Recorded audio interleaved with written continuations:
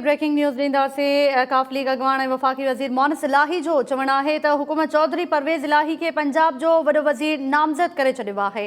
मोहनिस इलाही जो चवणु आहे त वज़ीर आज़म ऐं चौधरी परवेज़ इलाही विच में मुलाक़ात दौरान उस्मान बोज़दार खां इस्तीफ़ा वरिती वई। अहम ख़बर अवां सां शेयर कयूं पिया नाज़रीन। मोहनिस इलाही जो चवणु आहे त हुकूमत चौधरी परवेज़ इलाही खे पंजाब जो वॾो वज़ीर नामज़द करे छॾियो आहे। काफ़ लीग अॻवान ऐं वफ़ाक़ी वज़ीर मोहनिस इलाही जो चवणु आहे त वज़ीर आज़म इमरान ख़ान ऐं चौधरी परवेज़ इलाही विच में मुलाक़ात दौरान उस्मान बोज़दार खां इस्तीफ़ा वरिती वई आहे। तव्हांखे ॿुधायूं पिया नाज़रीन, काफ़ लीग अॻवान ऐं वफ़ाक़ी वज़ीर मोहनिस इलाही जो चवणु आहे त हुकूमत चौधरी परवेज़ इलाही खे पंजाब जो वॾो वज़ीर नामज़द करे छॾियो आहे ऐं वज़ीर आज़म ऐं चौधरी परवेज़ इलाही विच में मुलाक़ात दौरान उस्मान बोज़दार खां इस्तीफ़ा वरिती वई। अहम ख़बर अवां खे ॾियूं पिया नाज़रीन। हुकूमत परवेज़ इलाही खे पंजाब जो वॾो वज़ीर नामज़द करे छॾियो आहे। काफ़ लीग अॻवान ऐं वफ़ाक़ी वज़ीर मोहनिस इलाही जो चवणु आहे त हुकूमत परवेज़ इलाही खे पंजाब जो वॾो वज़ीर नामज़द करे छॾियो आहे। चौधरी परवेज़ इलाही सां मुलाक़ात दौरान वज़ीर आज़म उस्मान बोज़दार खां इस्तीफ़ा वरिती। तव्हांखे ॿुधायूं पिया नाज़रीन, चौधरी परवेज़ इलाही सां मुलाक़ात दौरान वज़ीर आज़म उस्मान बोज़दार खां इस्तीफ़ा वरिती। काफ़ लीग अॻवान मोहनिस इलाही जो चवणु आहे त हुकूमत परवेज़ इलाही खे पंजाब जो वॾो वज़ीर नामज़द करे छॾियो आहे।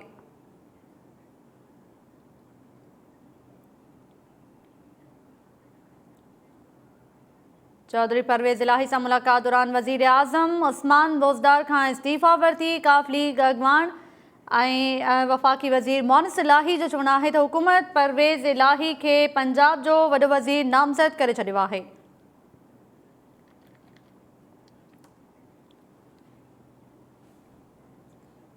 अहम ख़बर अवां खे ॾियूं पिया नाज़रीन। काफ़ लीग अॻवान ऐं वफ़ाक़ी वज़ीर मोहनिस इलाही जो चवणु आहे त चौधरी परवेज़ इलाही सां मुलाक़ात दौरान वज़ीर आज़म उस्मान बोज़दार खां इस्तीफ़ा वरिती।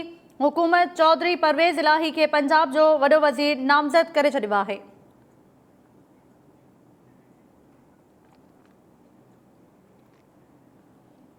अहम ख़बर मां सां शेयर कयूं पिया नाज़रीन। काफ़ लीग अॻवान ऐं वफ़ाक़ी वज़ीर मोहनिस इलाही जो चवणु आहे त हुकूमत चौधरी परवेज़ इलाही खे पंजाब जो वॾो वज़ीर नामज़द करे छॾियो आहे ऐं वज़ीर आज़म इमरान ख़ान ऐं चौधरी परवेज़ इलाही विच में जेका मुलाक़ात थी उन दौरान वज़ीर आज़म उस्मान बोज़दार खां इस्तीफ़ा वरिती आहे।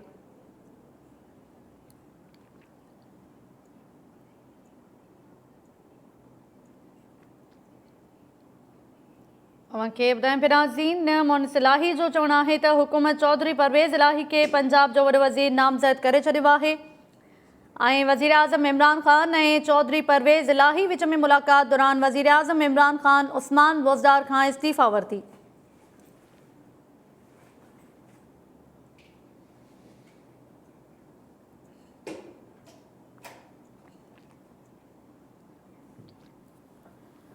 तव्हांखे ॿुधायूं पिया नाज़रीन, हुकूमत चौधरी परवेज़ इलाही खे पंजाब जो वॾो वज़ीर नामज़द करे छॾियो आहे। काफ़ लीग पारां इहा तस्दीक़ कई वई आहे। काफ़ लीग अॻवान मोहनिस इलाही जो चवणु आहे त हुकूमत पारां चौधरी परवेज़ इलाही खे पंजाब जो वॾो वज़ीर नामज़द करण जो फ़ैसिलो कयो वियो आहे। वज़ीर आज़म इमरान ख़ान ऐं चौधरी परवेज़ इलाही विच में जेका मुलाक़ात थी उन दौरान वज़ीर आज़म इमरान ख़ान उस्मान बोज़दार खां इस्तीफ़ा वरिती। वधीक तफ़सील मालूम कयूं था ज़ुल्फ़कार गुरमाणी खां। जी ज़ुल्फ़कार गुरमाणी, कहिड़ा तफ़सील आहिनि? जी, बनीगाला में वज़ीर आज़म इमरान ख़ान सां चौधरी परवेज़ इलाही जी मुलाक़ात जो जेको सिलसिलो आहे उहो जारी आहे ऐं उन मुलाक़ात अंदरि मुस्लिम लीग काफ़ ऐं हुकूमत जे विच ते ॻाल्हियुनि जो जेको मामिलो आहे उन हवाले सां मुख़्तलिफ़ दावाऊं साम्हूं अचनि पियूं। हींअर मोहनिस इलाही जेकी मुस्लिम लीग काफ़ जा अॻवान ऐं वफ़ाक़ी वज़ीर आहिनि उन्हनि इहा दावा कई आहे त हुकूमत चौधरी परवेज़ इलाही खे पंजाब जे वॾे वज़ीर जी आश करे छॾी आहे ऐं उस्मान बोज़दार खां इस्तीफ़ा बि वरिती आहे। वज़ीर आज़म इमरान ख़ान उस्मान बोज़दार खां जेको पंजाब जो वॾो वज़ीर हो हिन मुलाक़ात में मौजूदु हो। पंजाब जो वॾो वज़ीर आहे उस्मान बोज़दार, हुन इस्तीफ़ा ॾिनी आहे ऐं चौधरी परवेज़ इलाही खे नामज़द कयो वियो आहे पंजाब जे वॾे वज़ीर तौरु। जॾहिं त इन मुलाक़ात दौरान ई इन मुलाक़ात अंदरि ई तारिक बशीर चीमा जेकी मुस्लिम लीग काफ़ सां ई उन्हनि जो तालुक़ु आहे, जेकी वफ़ाक़ी वज़ीर आहिनि, उन्हनि पंहिंजे ट्वीट अकाउंट ज़रिए पंहिंजे इस्तीफ़ा जो बि ऐलान कयो आहे। उन सां हिते साफ़ मीडिया जेका ॻाल्हि ॿोल कई आहे त उन तस्दीक बि कई आहे त मूं हुकूमत जो हिस्सो जेको हुयुसि वफ़ाक़ी वज़ीर तौरु उन खां इस्तीफ़ा ॾिनी आहे त हिकु ई वक़्त में मुस्लिम लीग काफ़ जो वफ़ाक़ी वज़ीर तारिक बशीर चीमा इस्तीफ़ा जी तस्दीक करे पियो ऐं मुनिस इलाही ॿिए तरफ़ परवेज़ इलाही खे पंजाब जे वॾे वज़ीर तौरु नामज़दगी जी ॻाल्हि करे पियो ऐं इहो बि ॿुधाए पियो त पंजाब जो जेको वॾो वज़ीर आहे उस्मान बुज़दार उन खां इस्तीफ़ा वरिती वई आहे। तंहिं करे हीअ जेका मुलाक़ात आहे बनी गाला जे अंदरि उन मुलाक़ात जे हवाले सां मुख़्तलिफ़ दावाऊं साम्हूं अचनि पियूं। हींअर ताईं तारिक बशीर चीमा जे पाण मीडिया सां ॻाल्हि ॿोल कई आहे उन इहो चयो आहे त मूं वफ़ाक़ी हुकूमत जो हिसो हुयुसि उन वफ़ाक़ी हुकूमत खे छॾण जो ऐलान कयो आहे। उन पंहिंजे ट्विट अकाउंट ज़रिए उन जी तस्दीक बि कई आहे ऐं हींअर जेका चौधरी परवेज़ इलाही ऐं इमरान ख़ान जे विच ते जेका मुलाक़ात आहे उन मुलाक़ात जे हवाले सां बाज़ाब्ता तौर ते मीडिया जी ब्रीफिंग जो इंतज़ारु आहे।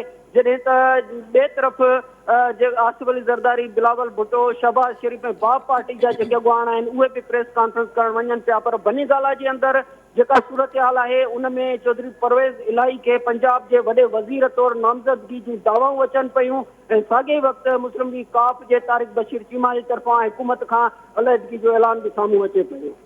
जी ठीकु आहे, महिरबानी तव्हांजी ज़ुल्फ़कार गुरामानी तफ़सील ॾियण लाइ। ज़ुल्फ़कार गुरामानी ऐं हिन सूरत हाल जे हवाले सां तफ़सील ॿुधाए रहियो हो। नाज़रीन, तव्हांखे ॿुधायूं पिया त मोनिस इलाही पारां इहो चयो वियो आहे त हुकूमत चौधरी परवेज़ इलाही खे पंजाब जो वॾो वज़ीर नामज़द करण जो फ़ैसिलो करे वरितो आहे। वज़ीर आज़म ऐं चौधरी परवेज़ इलाही विच में जेका मुलाक़ात थी रही आहे उन दौरान वज़ीर आज़म इमरान ख़ान उस्मान बुज़दार खां इस्तीफ़ा वरिती आहे।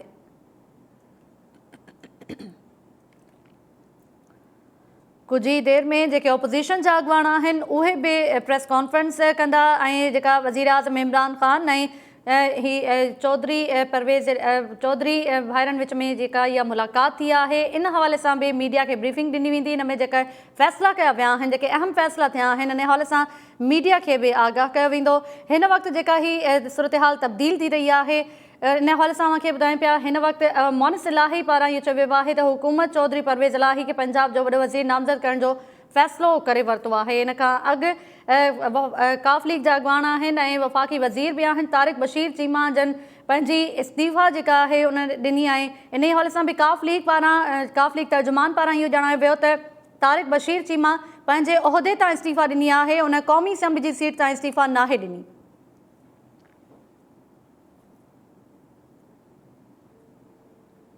तव्हांखे ॿुधायूं पिया काफ़ लीग अॻुवान परवेज़ इलाही जी अॻुवाणी में काफ़ लीग जे वफ़द जी बनी गाला में वज़ीर आज़म इमरान ख़ान सां मुलाक़ात थी आहे। इन मुलाक़ात में जेके फ़ैसिला थी रहिया आहिनि इन हवाले सां मीडिया खे बाज़ाब्ता आगाही बि ॾिनी वेंदी। इन वक़्तु मोनिस इलाही जो इहो चवणु आहे त हुकूमत चौधरी परवेज़ इलाही खे पंजाब जो वॾो वज़ीर नामज़द करण जो फ़ैसिलो करे वरितो आहे ऐं वज़ीर आज़म इमरान ख़ान ऐं चौधरी परवेज़ इलाही विच में जेका मुलाक़ात थी आहे उन मुलाक़ात दौरान वज़ीर आज़म इमरान ख़ान उस्मान बुज़दार खां इस्तीफ़ा वरिती आहे।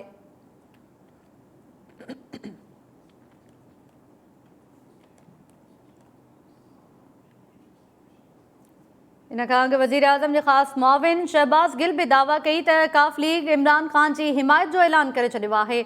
उन पंहिंजे PTI परवेज़ इलाही खे पंजाब जो वॾो वज़ीर बणाइण लाइ सपोर्ट कंदी ऐं वफ़ाक़ी वज़ीर शिबली फराज़ पारां बि वीडियो बयान जारी कयो वियो जंहिंमें संदसि चवणो हो त ऑपोज़िशन लाइ इहो पैगाम आहे त गेम इज़ ओवर। हिन वक़्तु जेका ही मुलाक़ात थी आहे वज़ीर आज़म इमरान ख़ान ऐं चौधरी परवेज़ इलाही विच में इन मुलाक़ात जे हवाले सां मूंखे ॿुधायूं पिया बनी गाला में इहा मुलाक़ात थी रही आहे ऐं इन मुलाक़ात दौरान ई वज़ीर आज़म इमरान ख़ान पंजाब जे वॾे वज़ीर उस्मान बुज़दार खां इस्तीफ़ा वरिती आहे। इहो चवणु आहे वफ़ाक़ी वज़ीर ऐं काफ़ लीग अॻुवान मोनिस इलाही जो। संदसि इहो बि चवणु आहे त हुकूमत पारां चौधरी परवेज़ इलाही खे पंजाब जो वॾो वज़ीर नामज़द करण जो फ़ैसिलो कयो वियो आहे।